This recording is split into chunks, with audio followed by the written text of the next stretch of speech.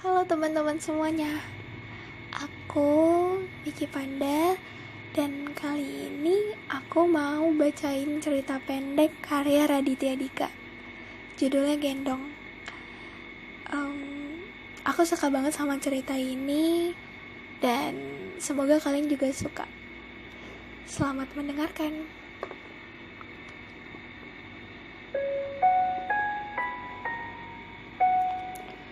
Kenapa aku gak boleh gendong anakku sendiri? Tanya si suami kesal. Di ujung kamar, istrinya duduk di kursi, melihat ke arahnya. Si suami ada di dekat jendela kamar mereka, berdiri dekat kasur, masih memandangi wajah putrinya yang sedang tertidur pulas.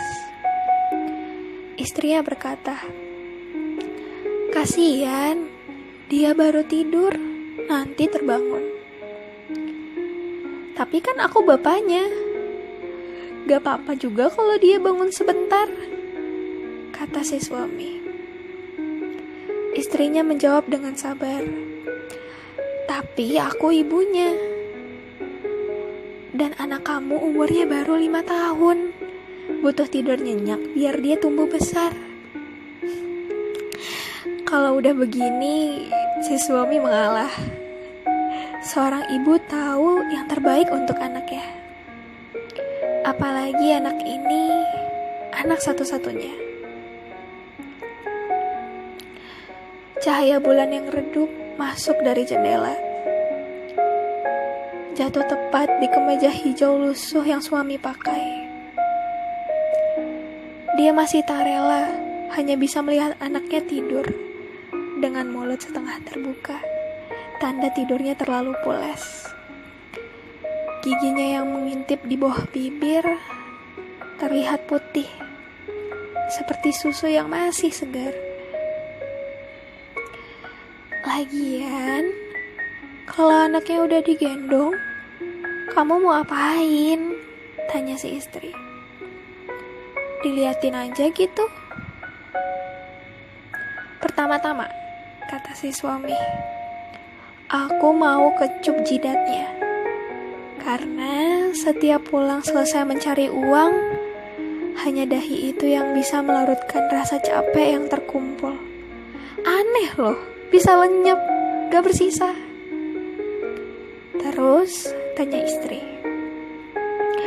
Terus aku lihat kelopak matanya. Aku minta maaf. Bisik-bisik tentu saja. Aku mau bilang, "Maaf ya nak, ayah masih belum bisa beliin mainan kesukaan kamu yang kamu like di Instagram minggu lalu. Maaf, ayah terlalu naif menaruh semua uang keluarga kita di bisnis kafe ayah. Hilang gak bersisa digebuk segala pandemi virus COVID ini. 6 bulan tanpa pemasukan memang waktu yang terlalu lama untuk membuat kafe sederhana ayah rata dengan mimpi yang ayah bangun untuk kita.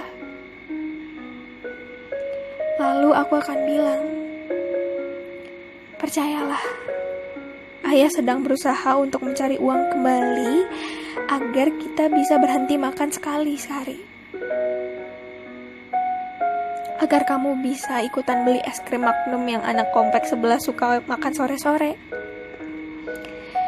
Maaf, tapi ayah terus berusaha kok. Yakin di tengah pandemi seperti ini akan ada teman atau saudara kita yang baik, meminjamkan uang, memberikan modal untuk usaha kita. Usaha dari rumah." Si istri masih mendengarkan. Duduknya masih belum berubah semenjak suaminya bicara dari tadi. Si suami melanjutkan, "Lalu aku akan elus rambutnya dan aku taruh dia kembali ke tempat tidurnya. Tuh kan, aman kan? Cuma selama itu kok. Boleh dong aku gendong dia." Si istri melihat ke arah suaminya. Bukannya menjawab, dia bertanya balik. Kok istrinya gak pernah dikecup lagi dahinya? Iya, Ya, ini kalau dibolehin gendong, kamu juga kebagian kecup dahi. Janji, kata si suami. Si istri tertawa. Suaminya melihat dia dengan mata sendu. Dia berkata, maaf ya, kalau aku kecewain kamu. Aku gak pernah kecewa sama kamu, Mas. Gak pernah, kata si istri pelan. Si suami menatap ke arah bulan. Matanya mulai berkaca-kaca. Dia melamun sendiri. Istrinya membiarkannya. Si suami berkata, mungkin harusnya dari dulu aku dukung kamu ngembangin bakat kamu ya. Bukannya ngebuat kamu terjebak di rumah setiap hari begini. Bakat apa? Tanya istri. Nyanyi aku kan gak bisa. Itu bakat kamu. Yang itu. Yang itu, kata istri. Iya, kamu kan bisa tuh ngeliat dan bicara sama hantu.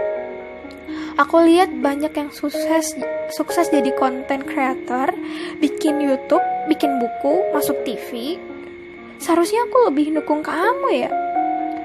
Seharusnya aku bisa jadi suami yang lebih bisa ngebuat istrinya nyaman dalam meraih potensi dirinya. Ya minimal bayarin kelas public speaking atau beliin kamera waktu aku masih punya sedikit uang. Kamu emang percaya aku bisa ngeliat hantu? Walaupun teman, bahkan keluargaku sendiri sering ngomongin aku diam-diam, bilang aku halu. Tanya si istri. Aku percaya, kata si suami singkat yakin. Menikahi kamu berarti percaya dengan ucapanmu. Apa enaknya pernikahan kalau ada keraguan? Si istri tersenyum tipis. Kamu kenapa sih selalu bisa bikin aku senyum? 1 detik berlalu. Mereka diam dalam nyaman. Kamu ingat terakhir kali gendong aku? Tanya si istri. Ingatlah, di hari aku ngelamar kamu. Fotonya masih aku simpen tuh di laci paling bawah. Di dekat charger handphone aku yang rusak. Si suami menunjuk ke arah laci. Si istri menarik nafas panjang. Dia memandang ke arah suaminya. Waktu itu kamu gendong aku di halaman kafe dedaunan di kebun raya Bogor. Sampai malu diliatin orang. Kamu gendong aku setengah berlari. Kamu bilang, kamu terlalu bahagia karena aku bilang, aku mau setelah kamu nanya, mau gak jadi istriku? Yang paling malu sih bukan gendongnya, tapi waktu 10 menit sebelum aku ngelamar kamu, waktu aku lihat isi saldo bank aku saat itu. Waktu itu aku bilang aku cuma punya segini. Iya, kata si istri. Dan aku bilang, berapapun cukup asal sama kamu. Aku masih simpen loh tas pack yang dulu, lanjut si istri. Video aku pas aku nangis, kamu masih simpen gak? Masih banget. Aku post di second account aku. Yang gak ada yang tahu. Yang biasa aku pakai buat order sambal teri goreng kesukaan kamu. Yang penjualnya nyebelin itu loh. Dulu kita masih punya uang ya buat beli hal-hal kayak gitu, kata si suami. Maaf ya, kamu pasti kecewa sama aku. Aku gak pernah kecewa sama kamu, Mas, kata istrinya. Gak pernah. Si istri duduk diam. Dia menghapus air matanya yang jatuh 1 tetes. Kamu kenapa? Kok tiba-tiba nangis? Tanya si suami. Gak kenapa-napa, kata si istri. Si suami kembali mendekati tempat tidur. Dia melihat anak gadisnya masih tertidur pulas. Tidurnya tidak pas. Kepalanya justru ada di antara bantal dan boneka kesayangannya. Anak umur segini memang sering bikin takjub. Aku mau gendong dia kata si suami. Jangan, kata si istri. Nanti dia bangun. Suaminya menggeleng. Enggak, aku harus gendong dia. Ngeliat dia tidur begini aja kok rasanya kangen banget. Si suami mendekat ke arah anaknya. Dia lalu menjulurkan tangannya. Tapi tubuh anaknya tidak terangkat. Si suami mencoba mengambil anaknya kembali. Kali ini dia sadar apa yang terjadi. Tangannya tembus melewati tubuh anaknya. Bingung, si suami melihat ke arah istrinya. Istrinya kembali menghapus satu butir air matanya yang baru saja jatuh. Lalu dia berkata, 3 hari yang lalu, kamu nyoba minjem uang ke teman lama kamu yang jadi pengawas pabrik beton. Kamu masuk ke kawasan pabrik, mengabaikan peringatan orang agar kamu memakai helm pengaman. Tiang itu menggelinding dan seperti takdir yang selalu tepat waktu. Tiang itu menimpa kepala kamu. Si suami meraba ke bagian kanan kepalanya. Ada bagian yang pecah, remuk, membentuk cekung ke arah dalam kepalanya. Hangat. Dia tidak berani melihat tangannya karena dia tahu pasti penuh darah. Sementara itu tangan yang lain, tangan kiri si suami masih tembus di belakang tengkuk anaknya. Si suami melihat ke arah istrinya. Kenapa kamu gak bilang dari tadi? Karena aku mau membiarkan kamu pamit, kata si istri. Si anak terbangun oleh rasa dingin yang asing di tengguknya. Si anak membuka mata dan kebingungan.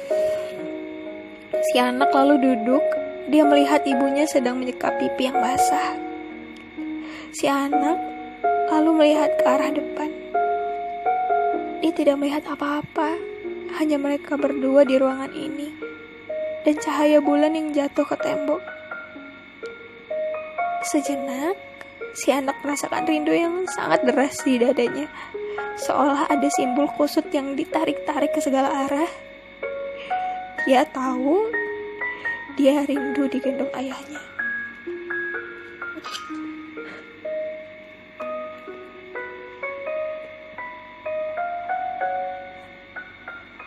Selesai.